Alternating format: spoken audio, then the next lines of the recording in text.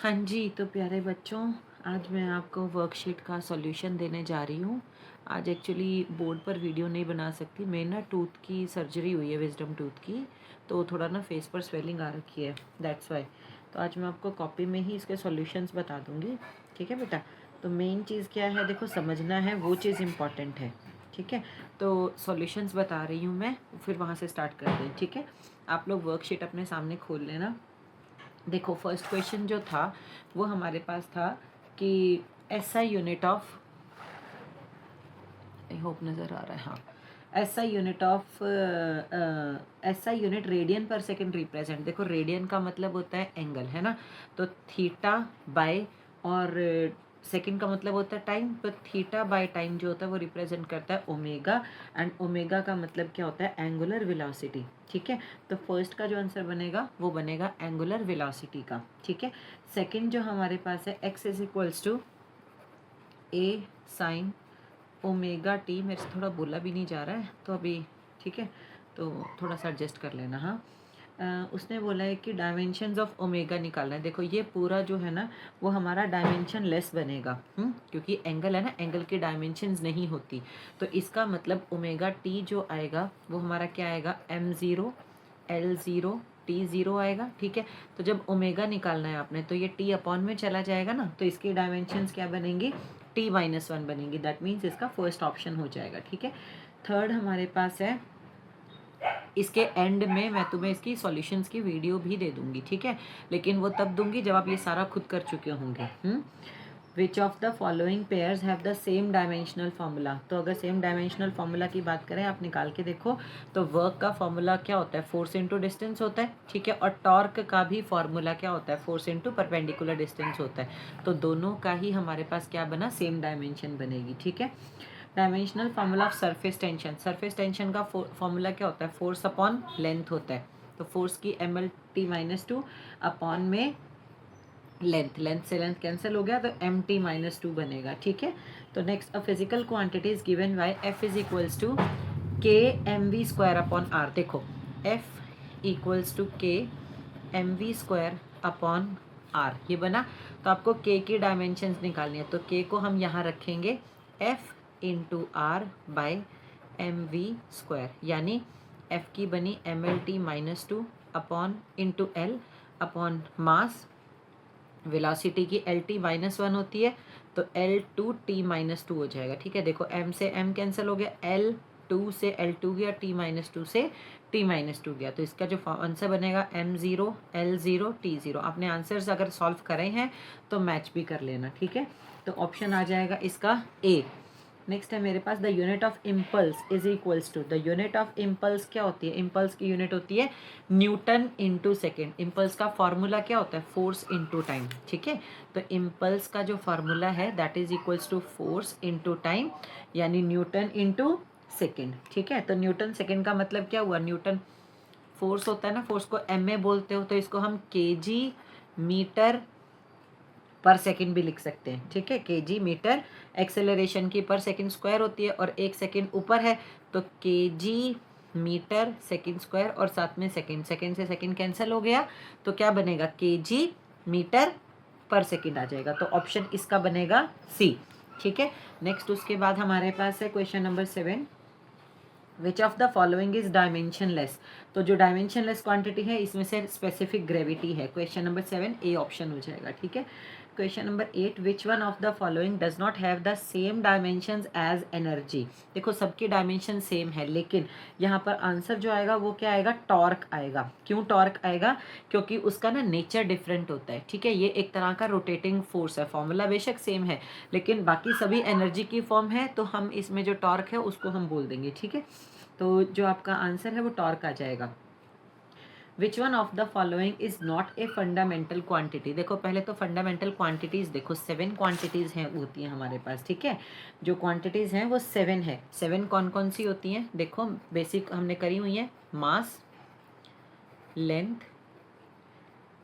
Time, current, temperature, ठीक है, और मोल अमाउंट ऑफ सब्सटेंस के लिए होता है। एंड नेक्स्ट, लाइट की इंटेंसिटी मेजर करने के लिए ल्यूमिनस इंटेंसिटी जिसको बोलते हैं वो होती है कैंडेला, ठीक है। तो ये 7 जो हैं ये हमारे पास बेस क्वांटिटीज़ हैं जो हमारे एसआई सिस्टम को रिप्रेजेंट करती हैं, ठीक है। तो इसका मतलब अब इसने क्या क्वेश्चन बोला है, विच of the following is not a fundamental. तो ये फंडामेंटल है, इनको छोड़ के बाकी सब इन्हीं से डराइव की हुई हैं, तो उनको हम क्या बोलते हैं, डराइव्ड क्वांटिटीज बोलते हैं, ठीक है। नेक्स्ट है इफ वेलोसिटी इज इक्वल्स, अच्छा तो आंसर इसमें से क्या बनेगा क्वेश्चन नंबर 9 में, मास, करंट, टेम्परेचर और फोर्स। तो देखो मास, करंट और टेम्परेचर तो इसमें है, बचा कौन, फोर्स। फोर्स जो है वो इनसे डराइव्ड है, दैट मीन्स वो बेस क्वांटिटी नहीं है, तो आंसर क्या बनेगा, force. Question number 10, if velocity is equals to AT square then the dimension of A. देखो वेलोसिटी का फॉर्मूला इसने बोला AT स्क्वायर है ना, तो डायमेंशन ऑफ ए निकालना है, यानी V/T स्क्वायर हो जाएगा, A is equals to V/T square. Velocity की बनी LT-1/T स्क्वायर, तो ये T स्क्वायर जब ऊपर जाएगा तो आंसर हमारे पास LT-3 हो जाएगा, ठीक है, LT-3 हो जाएगा, ठीक है। अभी 1-2 दिन के लिए वीडियोस थोड़ा ऐसे ही बनाऊंगी क्योंकि मैं फेस नहीं दिखा सकती, बेटा स्वेलिंग बहुत ज़्यादा आई हुई है वो सर्जरी की वजह से ना, तो इस वजह से, अदरवाइज़ मेरे को बोलने में भी थोड़ी प्रॉब्लम हो रही है, बट मुझे ये था कि तुम्हारा रिदम नहीं टूटना चाहिए, तो आज मैंने इसके सॉल्यूशंस डाल दी हैं, सारे बच्चे सॉल्यूशन करेंगे, ठीक है। तो उसके बाद हम लोग क्या करेंगे, नेक्स्ट में रिलेटिव वेलोसिटी और वो जो एरर वाली वर्कशीट है वो डालूंगी, ठीक है। इतना 2-3 दिन में मैं नेक्स्ट टॉपिक करवाने लायक हो जाऊंगी। नेक्स्ट असर्शन रीजन क्वेश्चन हैं। क्वेश्चन नंबर 11 की बात करते हैं, 1 light year is a unit of time. देखो लाइट ईयर का मतलब क्या होता है, distance travelled by light in 1 year, है ना, distance travelled by light in 1 year. तो इसका मतलब हुआ कि इसने क्या लिखा हुआ है असर्शन में, light year is the unit of time, यहीं से असर्शन ही गलत हो गया। तो इसका मतलब क्या हुआ कि असर्शन फॉल्स है, और रीजन की बात करते हैं, it is the distance travelled by light in 1 year, है ना, it is the distance travelled by light in 1 year. तो इसका मतलब क्या हुआ, रीजन हमारा ट्रू है और असर्शन हमारा क्या है, फॉल्स है, ठीक है। तो नेक्स्ट हमारा आ जाएगा question number 12, pressure and stress have the same dimensions, both are force per unit area. तो हमारा दोनों ट्रू है, ठीक है, डायमेंशन भी सेम है, तो इसका मतलब रीजन करेक्टली एक्सप्लेन करता है असर्शन को, दैट मीन्स आपका ऑप्शन वो हो जाएगा कि assertion and reason both are true and reason correctly explain the assertion. Question number 13 की बात करें, the velocity of a body can never be negative. Body velocity की नेगेटिव हो सकती है, देखो वेलोसिटी वेक्टर क्वांटिटी है, अगर वेक्टर क्वांटिटी है तो इसका मतलब देखो डिस्प्लेसमेंट जो है उसकी डायरेक्शन नेगेटिव में हो सकती है, अगर आप इस तरफ जा रहे हो तो हम उसे पॉजिटिव लेंगे, लेकिन अगर इस तरफ जा रहे हैं तो हम उसे क्या लेंगे, नेगेटिव लेंगे, है ना। तो मेरी स्पीच में आज थोड़ी प्रॉब्लम हो सकती है, don't mind that.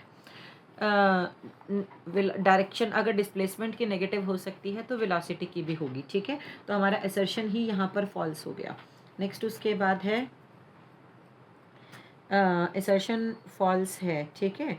Question number कौन सा चल रहा था हमारा, हाँ 13 की बात कर रहे थे, और velocity is a vector quantity, तो असर्शन हमारा फॉल्स है और रीजन हमारा ट्रू है, ठीक है। अगर आपको उसमें ये दे रखा होगा, अगर ऐसे क्वेश्चंस आएंगे ना, तो यहाँ पर आप लोग जो डी ऑप्शन है ना उसको ये कर लेना कि A is false but R is true, ठीक है।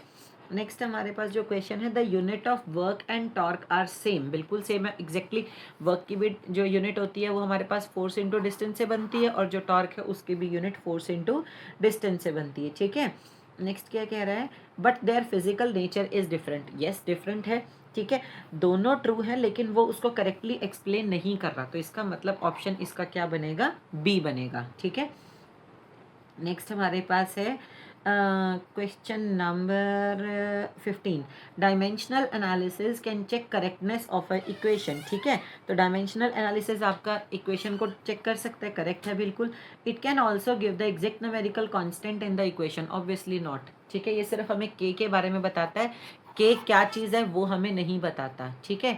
तो इसका मतलब क्या हुआ कि जो डायमेंशंस हैं वो करेक्टनेस तो चेक कर सकता है, लेकिन के की एग्जैक्ट वैल्यू नहीं बता सकता। तो यानी क्या हुआ कि असर्शन हमारा ट्रू है, लेकिन रीज़न जो है वो फॉल्स है, ठीक है।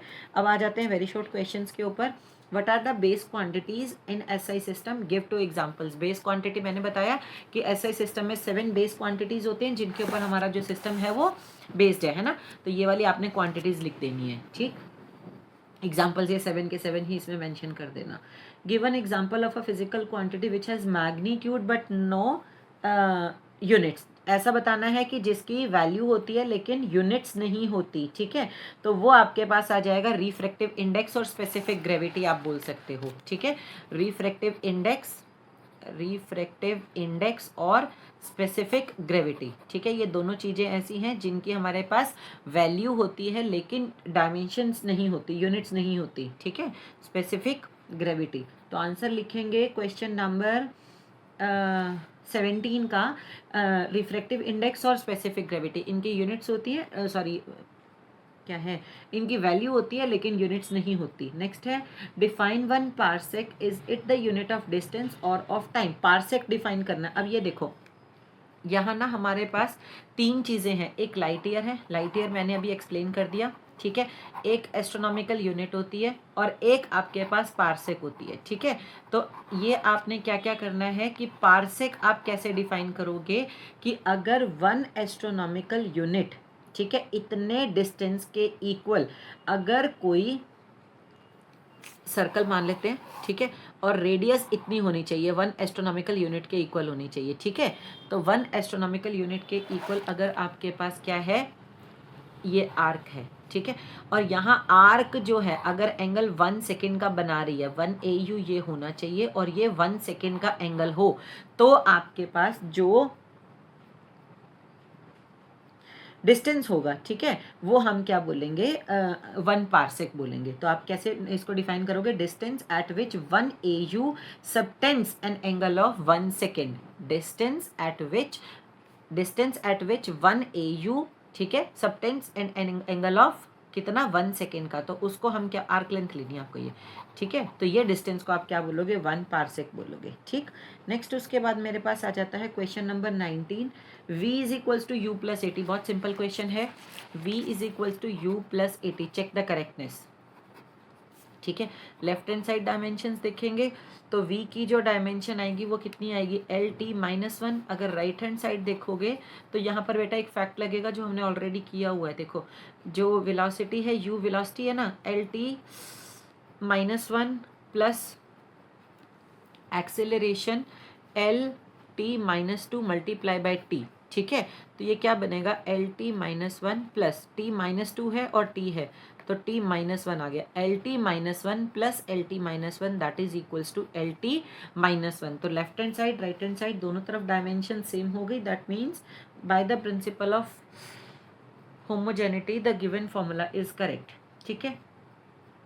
Question number 20, name 1 physical quantity which has unit but no dimensions. Angle आप बोल सकते हो, उसमें एक ही बतानी है, 2 बतानी हो तो आप सॉलिड एंगल भी बोल सकते हो, ठीक है। एंगल की यूनिट होती है लेकिन डायमेंशन नहीं होती। एंगल की यूनिट क्या बनती है हमारे पास, रेडियन बनती है, ठीक है। नेक्स्ट क्वेश्चन है शॉर्ट आंसर टाइप का है, give 3 limitations of dimensional analysis. देखो लिमिटेशंस ऑफ डायमेंशनल एनालिसिस आप क्या देखोगे कि आप डायमेंशनल एनालिसिस यूज करके आप एग्जैक्ट फॉर्म ऑफ जो रिलेशन है वो डराइव नहीं कर सकते। आपको पता है ना कि ये k होता है ना, तो k वाला फॉर्मूला, k की वैल्यू नहीं पता मुझे, दैट मीन्स हम उसको डराइव नहीं कर सकते, ठीक है। और नेक्स्ट आपके पास आ जाएगा कि अगर कोई फंक्शन जो है ट्रिग्नोमेट्रिक फंक्शन, लॉगरिदम्स, ये सारे अगर इंक्लूड करता है तो आप उसकी एग्जैक्ट फॉर्म कभी भी डराइव नहीं कर सकते, ठीक है। अगर कोई टर्म्स एडेड हैं या सब्ट्रैक्टेड हैं तो वो हमें बता ही नहीं सकता। देखो अगर यहाँ LT+-1 प्लस LT-1 है, अगर यहाँ माइनस होता मैं तब भी आंसर सेम लिखती। तो डायमेंशनल एनालिसिस हमें नहीं बता सकता कि 2 क्वांटिटीज को ऐड किया गया है या सब्ट्रैक्ट किया गया है, ठीक है। नेक्स्ट उसके बाद है